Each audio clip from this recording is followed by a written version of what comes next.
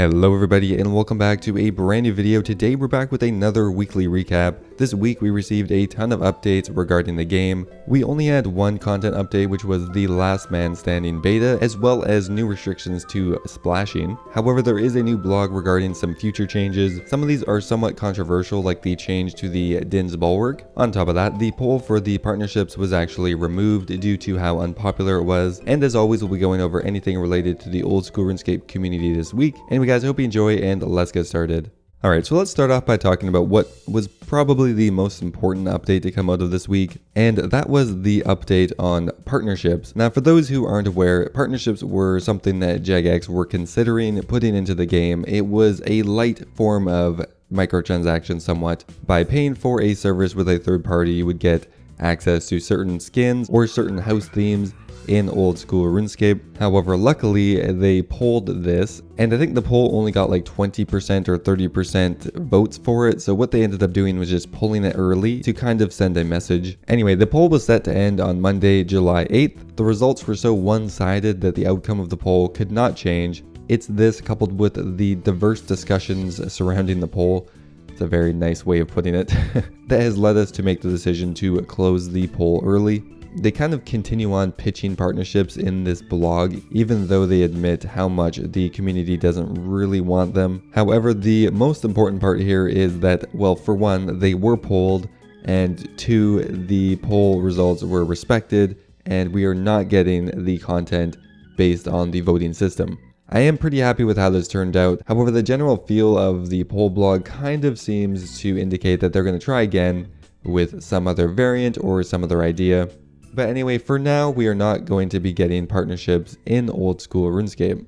Alright, let's talk about Last Man Standing, as there is a new beta that you can try out right now. The game mode is completely revamped. Last Man Standing came out a long time ago, years ago, but it is a totally dead minigame for a couple reasons. One of the biggest ones was it was pretty hard to find a game after the initial popularity waned, as I think you needed 24 people before. That has now changed. There are a ton of new changes. There are going to be new item rewards, potentially negative XP lamps, as well as new cosmetic items. Now the rewards aren't in game yet, these are just proposed changes. This is all a beta, so anything could change at any moment. So one of the first changes is you no longer start with a beginner weapon. Instead, each player will start with a full tribrid setup. You'll start with a Helm of Nita's Knot, an Imbued God Cape, an Amulet of Glory, Enchanted Diamond Bolt, Abyssal Whip, Mystic Robe Top, a Dragon Defender, Rune Plate Legs, Barrows Gloves, Climbing Boots, and a Berserker Ring Eye.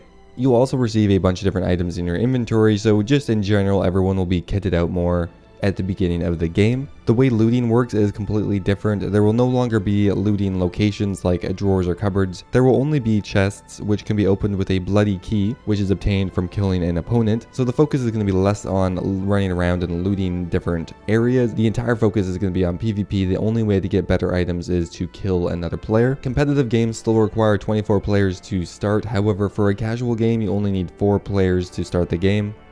Now, on top of the GP reward that you can get for playing the competitive game mode, Jagex would like to offer other rewards, which would be in line with every other minigame. So for example, there's going to be potentially some cosmetic items like the Dead Man armor. However, there are proposed items that would be useful outside of LMS as well. The first one is the Trouver Parchment. In general, when you're in under level 20 Wilderness, untradeable items will break on death instead of being lost. So you'd be able to enchant certain untradeable items, and once enchanted, they would no longer be lost above level 20 Wilderness. Instead, the item will lose its enchantment and be kept in its broken form as if the player had died in under 20 Wilderness. So it would make Deep WildDP Cane safer and give a larger range of items to be used. This is actually a huge change that will be coming from LMS that would affect both PVM and PvP, as this will also occur for PVM deaths. However, in PvP situations, 75% of the repair fee of the item will be dropped to the floor for the killer as coins. The cost of the scrolls is subject to balance and testing. This is honestly a massive change. I'm surprised it's kind of shoved in here at the bottom. Anyway, we also have halos, which are just cosmetic items similar to those in the Castle Wars. Another big one is XP rewards. For the top 5 players in any competitive game of Last Man Standing, they'd like to offer an XP lamp. It would only be able to be used in a combat skill and would award 35 times the skill level. Probably not that OP because combat experience is really easy to get, but a nice token amount of experience. They'd like to offer a 3-speed one-handed weapon that isn't the ham joint or the event RPG. They would like to add something a little more thematic to old school RuneScape. The weapon will attack once every 3 ticks and be one-handed. They are also trying to put bolas in here again, guys. The bola is a thrown ranged weapon that would require 70 range to wield. When a bola is thrown as an automatic attack, it binds the players for around 10 seconds. It is also possible to miss the bind. It is a ranged freeze, which, depending on the price of bolas, could be a little overpowered.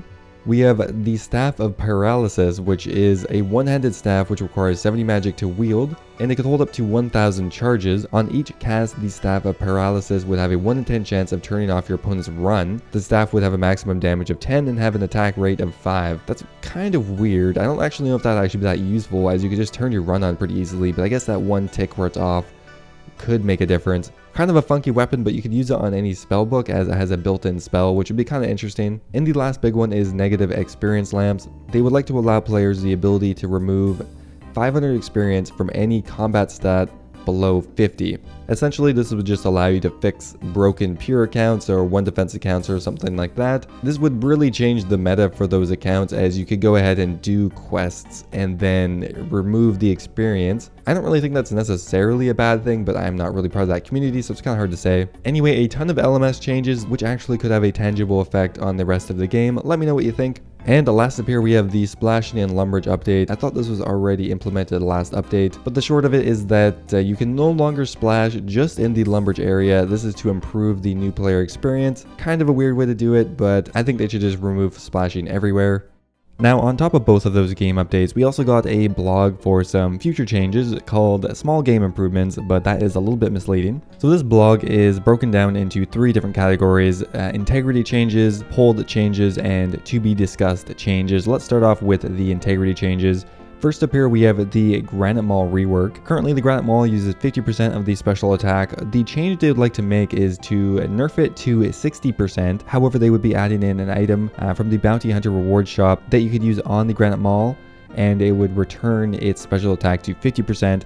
What this would do is just add in an additional risk and make it so you couldn't automatically double spec with the Granite Maul unless you spend a premium amount of coins to unlock that ability. On top of that, the enchantment would always be lost on death, and the PKer would receive 1 mil coins. Now, the most controversial change here is definitely the bulwork nerf. They call it a rework, but it's definitely a nerf. So these are the words from Jagex. As time has gone on, it's clear that the shield has very few limited uses outside of aiding in wilderness protection. This is not a problem in itself. However, in its current format, it gives a player high invulnerability when combined with certain equipment and protection prayers. So because it's never used, we like to reduce its bonuses by -10 in stab, slash, crush, magic, and ranged. The reason that this is so controversial is no one uses this weapon, so why nerf it? And even say in the blog post that it's not used very much, but because of that we're going to be reducing the defensive bonuses. Definitely a questionable change. They are also going to change the repair cost on the Avernic Defender to 1.25 mil as opposed to 1 mil that it is now.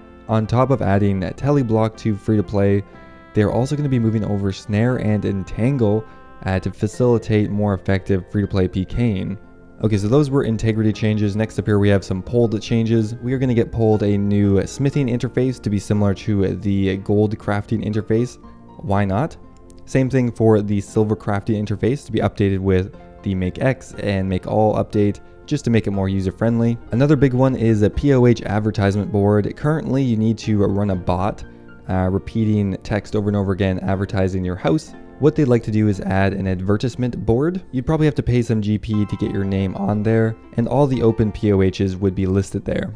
There are a ton of other minor changes as well, like changes to the Volcanic Mine, Tight Farm, the Chaos Elemental, Web Slashing, Locator Orbs, a Shadow Village shortcut, and ecumenical keys. They're all pretty minor positive changes. I don't really see any issues here. The only interesting one here is for ecumenical keys. They're thinking of changing it to being a flat rate instead of going from 1 out of 60 to 1 out of 70 to 1 out of 80 depending on how many keys you have. They would like to make it just a flat 1 out of 60 drop rate and still have the key limit on there, but not a changing drop rate. But everything else is pretty minor quality of life changes.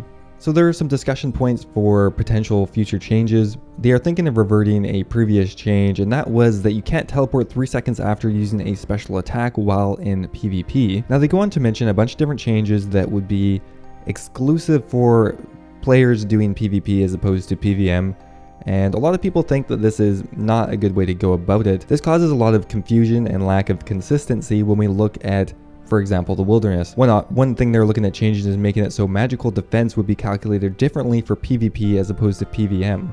This is really separating the two game modes more and more, and is getting to the point where I don't think new players could keep track of the different effects, different item deaths, stuff like that in PvP versus PvM. It's getting pretty confusing, and I think this is kind of just a band-aid solution as opposed to changing or fixing mechanics or items at the root. Anyway, a lot of potential changes coming to old school RuneScape, changes to PvP, and even some for PvM. Anyway guys, that is it for the weekly update.